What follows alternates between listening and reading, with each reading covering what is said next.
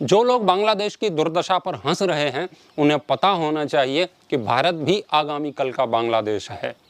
जो कल कहीं और हुआ वो आज बांग्लादेश में हो रहा है, और आज जो बांग्लादेश में हो रहा है कल भारत में भी होगा, क्योंकि इनका सॉफ्टवेयर पूरी दुनिया में एक तरीके से काम करता है। ये दुनिया तब तक जलती रहेगी जब तक इस दुनिया को जलाने वाली किताब को जलने वाले लोग जला नहीं देते। ये इतने एहसान फरामोश हैं, इनमें कोई कृतज्ञता का भाव नहीं है। जब बांग्लादेश भुखमरी से जूझ रहा था, तब इस्कॉन के श्रीला प्रभुपाद जी ने $25 लाख खर्च किए इनका पेट भरने के लिए, और उसी इस्कॉन के मंदिर को इन्होंने तहस नहस कर दिया, जला दिया। सांप को दूध पिलाओगे तो वो तुमको ही डसेगा, वो तुम्हारे घर की रखवाली नहीं करेगा। नाग पंचमी का दिन है आज, आपने नागों को बहुत दूध पिला लिया, अब नागों का फन कुचलने की आवश्यकता है। जिस इस्कॉन के मंदिर के द्वारा इन लाखों भिखमंगों का, भुखमरों का पेट भरा, उसी मंदिर को तहस नहस कर दिया इन्होंने।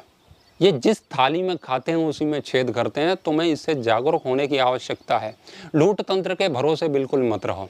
यदि आपके ऊपर अटैक होता है तो आप उसका प्रतिकार करो, क्योंकि आत्मरक्षा का दायित्व तो सबका है। हर कोई जीना चाहता है, दुनिया में जीने का हक सबको है।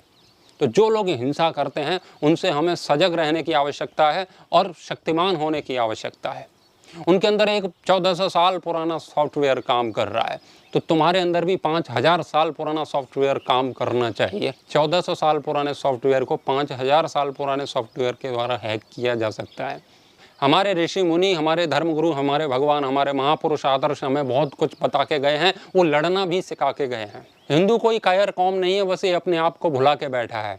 वे राक्षस एक रद्दी किताब के आधार पर हमको डराते रहते हैं, और हम अपने महाभारत जैसे विराट ग्रंथ को कभी खोल करके ही नहीं देखते। ये हमारी सबसे बड़ी समस्या है। हमारे धर्मगुरुओं ने हमको समझा भी रखा है कि महाभारत घर में नहीं रखना चाहिए, इसीलिए राक्षस लोग तुम्हारे घर में महाभारत कर रहे हैं, क्योंकि तुम्हें शौर्य क्या होता है, वीरता क्या होती है, पराक्रम क्या होता है, वो आपको पता ही नहीं है।